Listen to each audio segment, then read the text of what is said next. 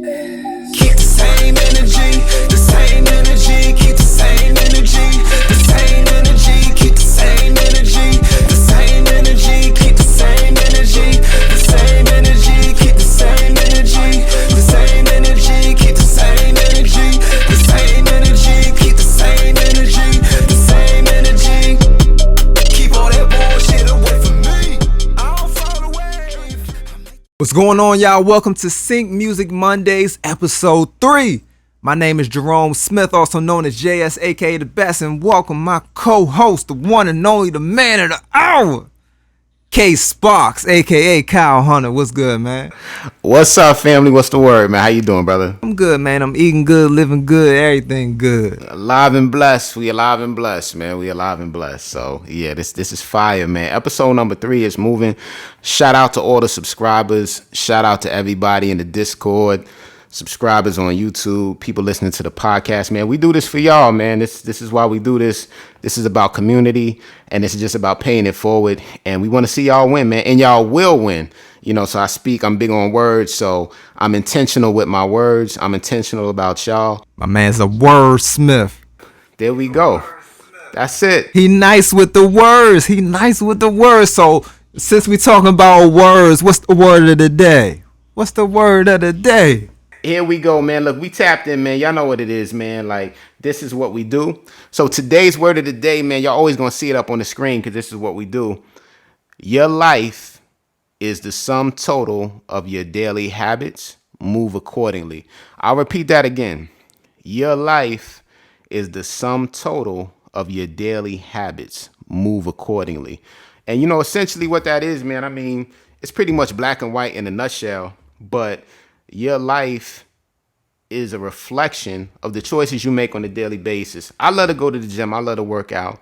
So if you do something consistently, you're going to see results, right?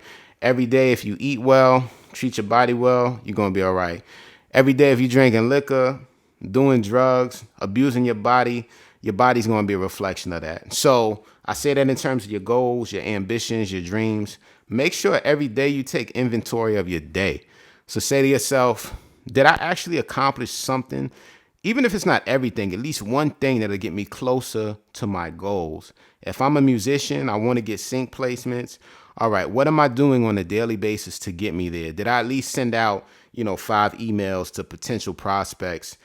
Did I network with other like-minded artists that are doing it the way I want to do it?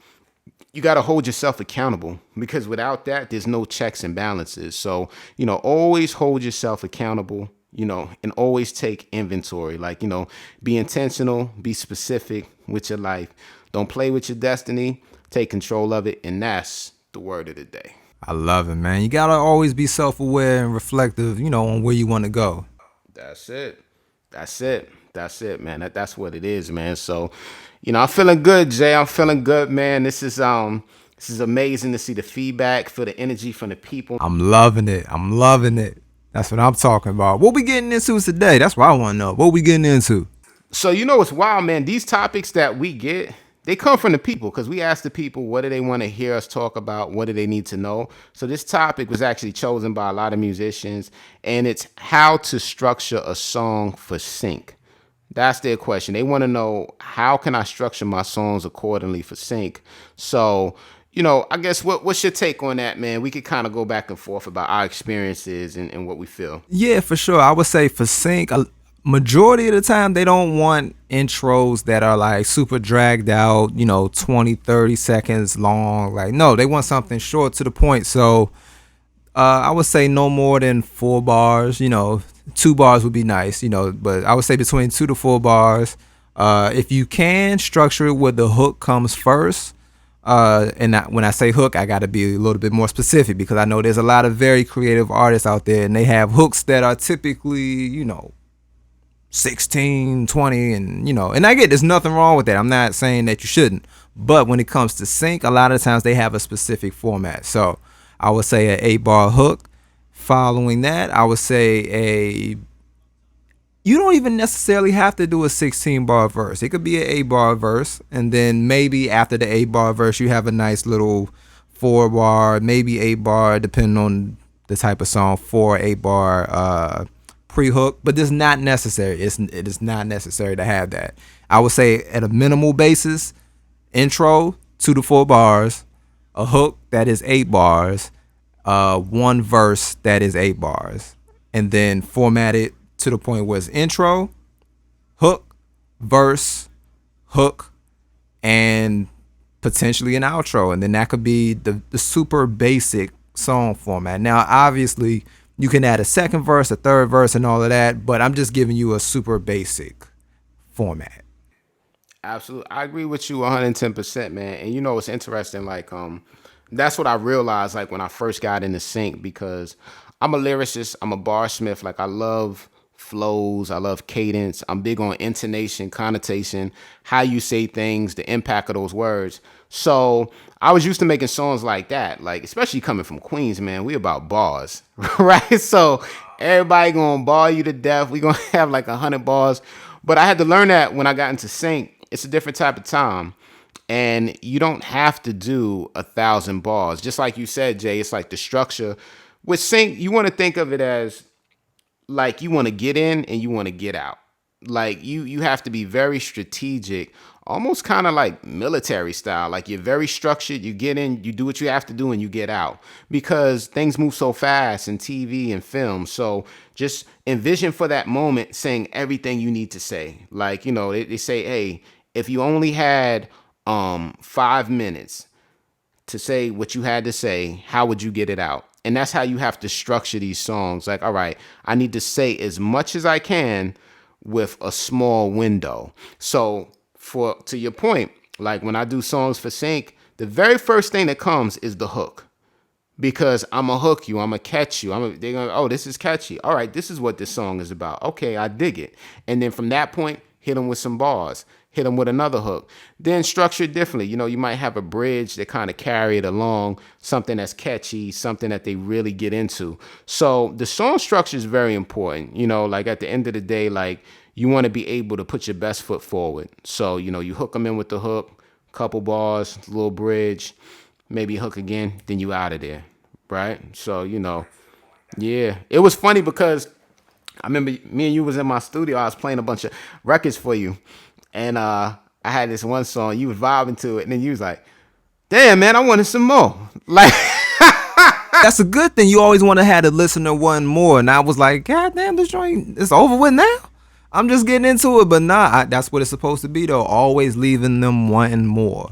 yeah, that's it, man. That's it. So, you know, it's kind of like, and I know all of y'all done got a mall where y'all live, shopping mall, and y'all remember going to the mall maybe with your parents or whatever, and you go to the food court and you got the man there with the bourbon chicken samples, right? He got the platter, he got the toothpicks in them, and you know they looking good. Right? What he doing? He's giving you a taste, right? You get that one little piece, but it's seasoned right. It got it got the toothpick in it, and you know he flick it up like that, and he flick it up with conviction. He give it to you, right? That's how you gotta do your music, man. You give them a taste, man. You give them a sample, get them hooked, and have them coming back for more. That's the name of the game with music licensing, man. You know, like you give them good product, but you give it to them proportionately, right? That's all this is. You know, doing it the right way, man. So you made a good point, man. Yeah, you gotta structure it the right way. You know, another gem that I'll say, because we call this a jewelry store. We just dropping gems for y'all. I would say, try to stay away from samples, man, because that's one thing I realized too was like, you know, I was a barsmith, and then all my producers were like Kanye West Juniors, so they were pitching up the sample. You know, and like everything was Sam. So a lot of records that I probably had like 100 records that would have been fire for sync, but they all had samples in them. So I couldn't use them, you know, because my producers weren't clearing these samples. They were just like, yo, I like it. I'm going to chop it up and that's it. We're going to make a record. But, you know, there's a difference between being a hobbyist and then approaching your business as a business. And I want everybody to understand, like, this is your business. Like, you know, don't let nobody fool you. Like, yeah, you may have a 9 to 5 and there's nothing wrong with that, because your job is your first business partner. Like my man Storm Leroy say, like, your job can fund your dreams. No shame in having a 9 to 5, but approach your craft and your music the same way you do your job. Same way you got to show up every day and clock in for yourself. and approach it professionally, like don't think of it as, well, I'm just doing this song. No, how can you monetize that song? And make sure you're structuring that song appropriately to be monetized. Make sure it ain't a bunch. It's not, you're not doing a song over a Michael Jackson sample, because Lord knows you ain't gonna be able to clear Michael, right? So it's like, do something realistic and attainable that you can monetize. Stop thinking as a hobbyist. Start thinking. I want y'all to start thinking like businessmen, businesswomen, and start making your songs that way they can monetize it for you.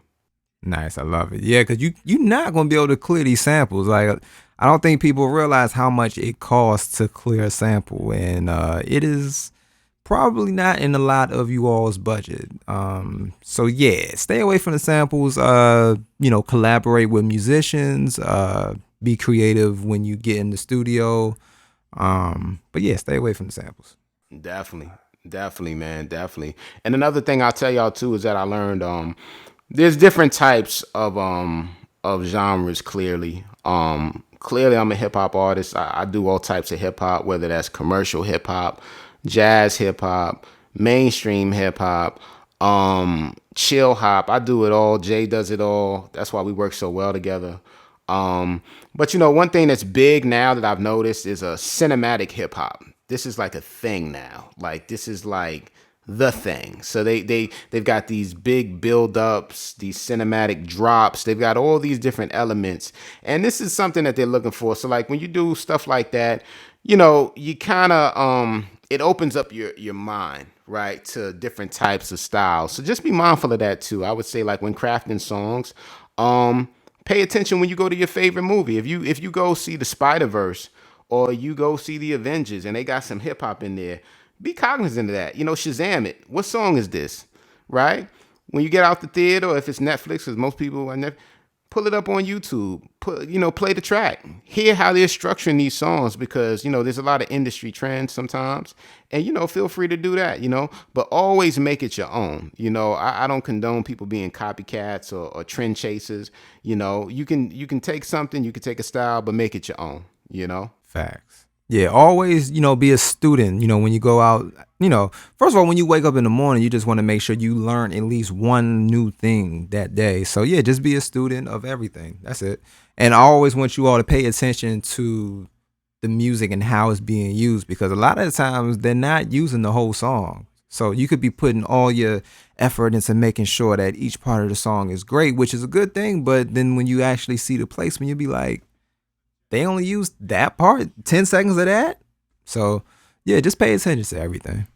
Definitely, man. Yeah, those are big facts right there, man. And one thing I want to circle back on too, Jay, is less is more. That's the big thing, right? Don't overthink it. Be true to yourself. Be true to your vibe. And yeah, man, just make music that's true to you and true to form. Kiss, keep it short and simple. There you go. There you go, man. So that's pretty much it, man, in a nutshell, man. We'll dive into this more, as we progress with more episodes and stuff, man. But there y'all have, man, a lot of gems that y'all can utilize in terms of just how you guys are gonna formulate your songs for TV and film. Yeah, we just kept it short and simple for y'all. There you go. We out. See y'all on the next episode.